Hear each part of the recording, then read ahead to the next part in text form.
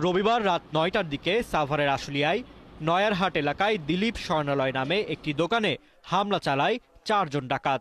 এ সময় তাদের ছুরিকাঘাতে মারা যান দোকান মালিক দিলীপ দাস।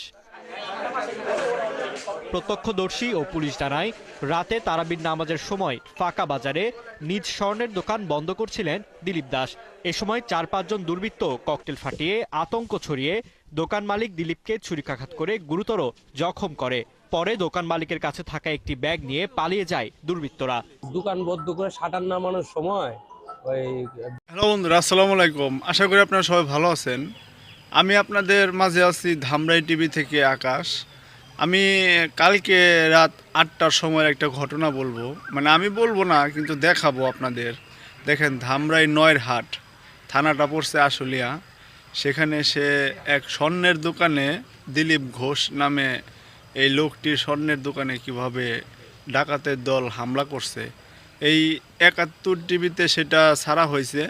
আপনারা একটু ভিডিওটা দেখেন, তারপর আপনাদের মন্তব্যটি আপনারা কমেন্ট করে জানাবেন যে এই জায়গাটাকে আপনারা কেউ চেনেন নাকি। আর দেখেন কিভাবে এই লোকটিকে কুবিয়ে মানে হত্যাই করছে জামাই বউকে দুজনেই। আপনারা একটু দেখেন, তাহলে বুঝতে পারবেন। সাভারের আশুলিয়ায় ককটেল ফাটিয়ে স্বর্ণের দোকানে দুর্ধর্ষ ডাকাতির সময় ডাকাতদের ছুরিকাঘাতে মারা গেছেন দোকান মালিক দিলীপ দাস। রবিবার রাত ৯টার দিকে নয়ারহাট এলাকায় দিলীপ স্বর্ণালয় নামে একটি স্বর্ণের দোকানে এই ডাকাতি হয়। এ ঘটনায় পুলিশ ও সেনাবাহিনীর সদস্যরা ঘটনাস্থল পরিদর্শন করলেও লুট হওয়া জিনিসপত্রের পরিমাণ জানাতে পারেনি। বিস্তারিত প্রতিবেদনে। রবিবার রাত ৯টার দিকে সাভারের আশুলিয়ায় নয়ারহাট এলাকায় দিলীপ স্বর্ণালয় নামে একটি দোকানে হামলা চালায় ৪ জন ডাকাত। এ সময় তাদের ছুরিকাঘাতে মারা যান দোকান মালিক দিলীপ দাস। প্রত্যক্ষদর্শী ও পুলিশ জানায়, রাতে তারাবির নামাজের সময় ফাঁকা বাজারে নিজ স্বর্ণের দোকান বন্ধ করছিলেন দিলীপ দাস। এ সময় ৪-৫ জন দুর্বৃত্ত ককটেল ফাটিয়ে আতঙ্ক ছড়িয়ে দোকান মালিক দিলীপকে ছুরিকাঘাত করে গুরুতর জখম করে। পরে দোকান মালিকের কাছে থাকা একটি ব্যাগ নিয়ে পালিয়ে যায় দুর্বৃত্তরা। দোকান বন্ধ করে শাটার নামানোর সময় ব্যাগ হাতে ছিল, পিছন থেকে ব্যাগ ধরে টান দিছে, সারে নাই, চাপাটিতে কূপ দিছে। 20-25 ভরির মতো হবে। ক্যাশ টাকা ছিল। হবে আপনার দিয়ে মনে মনে আপনার খাইতে বসি, এমন যাতে আমার একদিন ফোন দিয়ে বলতো তোমার দোকানের সামনে স্বর্ণের দোকানে টাকা দিয়েছে। আমি হবাইতেছিলাম আইলে মই জায়গার থেকে আইসে যায় দেখি ধুমাতে ভরে গেছে। পর দেখতে দিক একটা প্রাইভেট কার চলে গেল টান দেয়া, আর দেখি যে একজন লোক মানে রক্তাক্ত, যে উনি ওনার বউ দিয়ে টানতে টানতে লেগে গেছে। ৩-৪টা ঘটনায় ঘটলো, এটা কোনো অস্বাভাবিক ঘটনা ঘটছে।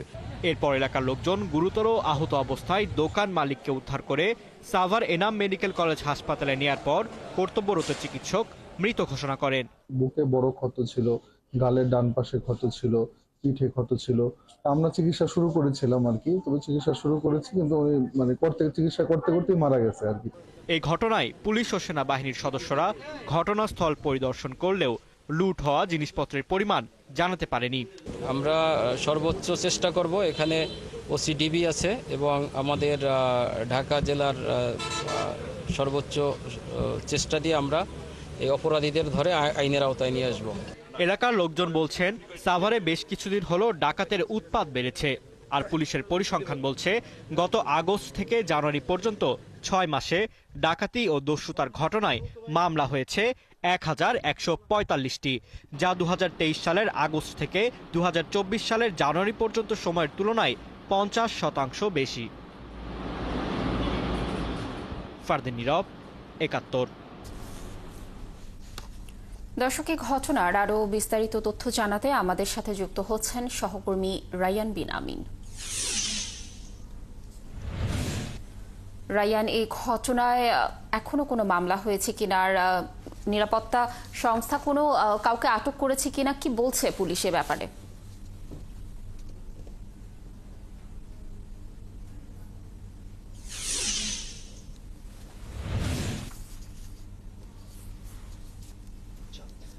লাবণী, এই ঘটনা এখনো পর্যন্ত কোনো মামলা হয়নি, তবে রাতে অভিযান চালিয়ে পুলিশ ৩ জনকে গ্রেফতার করেছে সন্দেহভাজন হিসাবে। এই ৩ জনের মধ্যে একজন নারী আছেন, যাকে বলা হচ্ছে তিনি এই দোকানে মালামাল কিনতে এসেছিলেন সন্ধ্যার পর। আমি এই যিনি মারা গেছেন দিলীপ, এই দিলীপের ছেলের সাথে কথা বলেছি। ছেলে জানিয়েছেন সন্ধ্যা 7:30টার দিকে ওনার বাবা দোকান বন্ধ করে চলে যান বাসায়।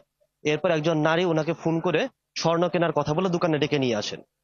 একই সাথে ওনার দিলীপের স্ত্রীও সাথে আসেন ওষুধ কেনার জন্য বাজারে। এরপর স্ত্রী ওষুধ কেনার জন্য পার্শ্ববর্তী দোকানে গেলে যে নারী এসেছিলেন, নারীর সাথে আরো 2জন পুরুষ এসেছিলেন। তারা প্রথমে দিলীপকে যখন স্বর্ণ কেনা শেষে দোকান থেকে বের হয়ে যাবেন দিলীপ, এমন অবস্থায় 3জন পার্শ্ববর্তী যে রাস্তা আছে সেখান থেকে এসে দিলীপকে উপর্যুপরি চাপাতিতে আঘাত করে। 4টি আঘাত তার শরীরে আছে, যেটি চিকিৎসক জানিয়েছেন, এবং অতিরিক্ত রক্তক্ষরণে তার মৃত্যু হয়েছে। পুলিশের সাথে কথা বলেছি। পুলিশ যে 3জনকে আটক করেছে তাদের জিজ্ঞাসাবাদ করছে। তারা সন্দেহভাজন হিসেবে আটক করেছে। আর এই বাজারে এর আগে অর্থাৎ গত 3 বছরের মধ্যে আরো 2বার ডাকাতি হয়েছে। এটি ছাড়াও আরো 2বার ডাকাতি হয়েছে। পার্শ্ববর্তী নদী আছে, নদী থেকে এর আগে একবার ডাকাতি হয়েছে এই বাজারে। পরবর্তীতে তারা বাজারে নিরাপত্তা জোরদার করেন, কিন্তু তাতেও এখানকার যারা বাজারে ব্যবসায়ী যারা আছেন তারা বলছেন যে তাতে খুব একটা কাজ হচ্ছে না। তারা চাঁদার পরিমাণ বাড়িয়েছেন নিরাপত্তার জন্য, তারা পুলিশের সহায়তা চেয়েছেন এর আগে অনেকবার, কিন্তু এই বাজারের যে ডাকাতি বা বাজারের যে ছিনতাই বা যে অপরাধ, এগুলো কোনোভাবেই কমানো যাচ্ছে না। এই ছিল আমার কাছে ঘটনাস্থল থেকে সবশেষ তথ্য। রায়ান, ধন্যবাদ আমাদের সাথে যুক্ত থাকার জন্য।